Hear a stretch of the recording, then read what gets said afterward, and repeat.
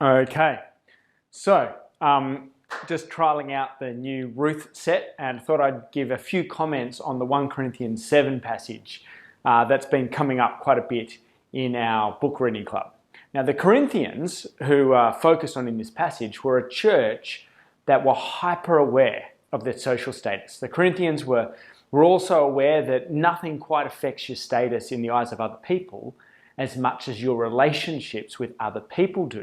You know, our relationships can either dramatically increase or massively undermine our status in the eyes of other people. And you only have to have a quick glance at 1 Corinthians to know that the church cared a lot about their status in the eyes of each other. Now, being a very new church, many people probably would have already been married to unbelievers. Scholars reckon there's probably only a couple of hundred people max in the whole church. They were probably married, some of them were probably married to people who worshipped different gods, to people who had very different ideas about what a healthy sex life involved. We know that from the book of Acts and other epistles that Paul wrote. And as we see in chapter 7, verses 12 to 14, they were worried about how their existing marriage relationships to unbelievers might affect their own social standing, their spiritual status within the church community.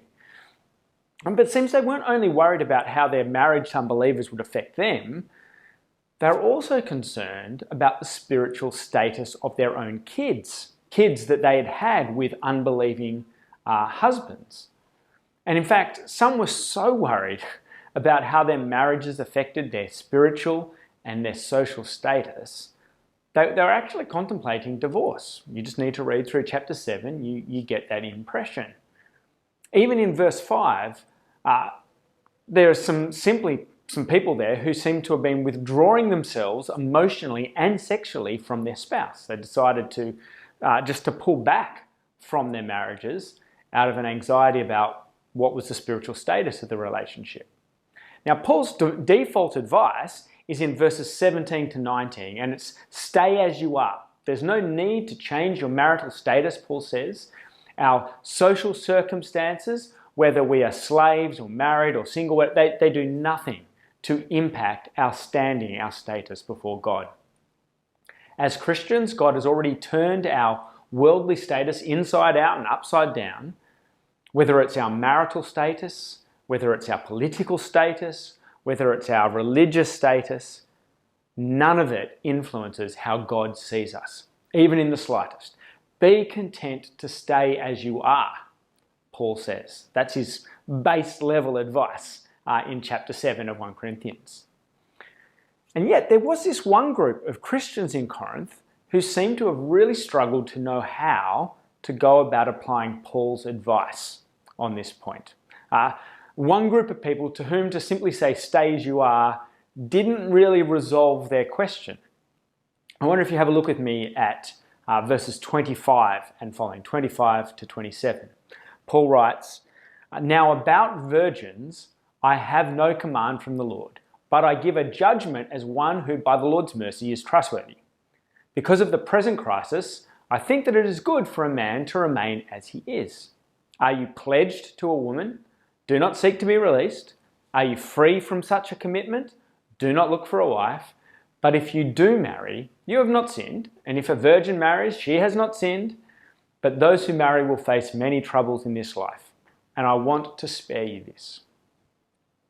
Now there's a couple of questions. We might have to come back to this passage together because there's a couple of questions that this passage raises for us. The first question we need to ask on reading this passage is, who on earth are these virgins? Actually, as we read further on, you might want to glance down to verses 36, 38, pause the video and have a read of those verses. It seems pretty certain that Paul is talking to men who are betrothed. Now, betrothal, of course, isn't quite the same as engagement in our world. Betrothal in Paul's day was a legal status. To have your own virgin, so to speak, meant to be betrothed to someone who wasn't married. They couldn't just choose who they would marry, they were betrothed to you. And it's likely that many Corinthians were betrothed to someone well before they even became followers of Jesus. Almost certainly their virgin, their betrothed wife, was not a part of the church, was not a believer. what on earth are they supposed to do? Were they free to break the betrothal from their virgin, or should they fulfill their obligation to marry? Paul says, on this particularly tricky situation, I have no command from the Lord. He says there's no direct command. While they're not technically married yet, neither are they exactly free to simply do what they choose. They're in a bonded legal arrangement with this virgin to whom they're betrothed. In verse 36, Paul shows that he understands the trickiness, the difficulty of the situation that these newish believers have found themselves in. While Paul recognizes that Jesus gave no explicit command on the scenario, he nonetheless offers the following advice, the advice from verse 27 we read. Are you bound? Probably means betrothed. Are you bound to a woman, to a wife? There the word for wife is actually just the general word for woman. Are you bound to a woman? So they're not necessarily actually married yet. Are you bound to a woman? Are you bound to marry someone? You don't have to change your situation. You can follow through on your betrothal obligations. That's fine. Are you free from obligations of betrothal? Then there's no reason you should seek to enter into a betrothal agreement. You should feel free. If you don't have that legally binding arrangement, you should feel free not to get married. The reason for this advice Paul gives, I think, is found one verse earlier in verse 26. Do you notice there that Paul gives this advice because of the present distress, or some translations have the present crisis. Actually, the phrase, or the word, is repeated again in verse 37, where it's translated differently for some reason. In verse 37, the same phrase is translated because of a compulsion, because of a pressure, because of an obligation that you didn't choose.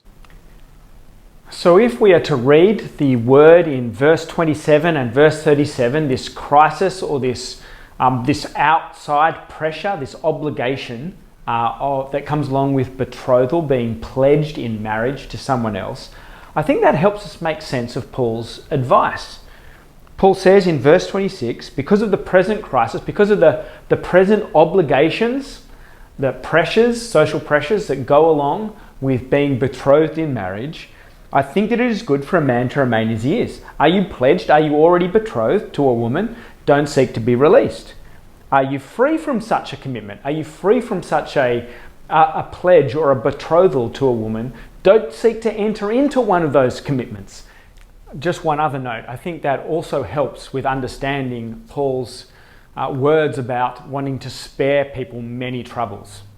That if you are betrothed, probably to an unbeliever, you're not sinning if you go ahead with that legally arranged obligation, but, Paul says, you're going to find yourself in tension between seeking to serve the desires and the needs of your wife, probably, I think, in this situation, an unbelieving wife to be, or serve the Lord.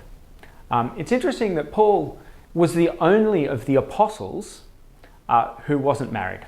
All the other apostles were married and took believing partners, wives, with them as they traveled around doing their mission work around the world. So I think it would be problematic for us to say that fundamentally being married puts you at odds with carrying out the Lord's concerns.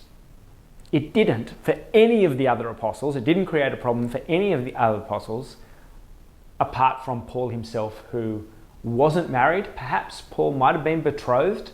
There's speculation as to maybe he was in this situation where he'd been betrothed to someone, but he decided not to carry through on the arrangement so he could do his work.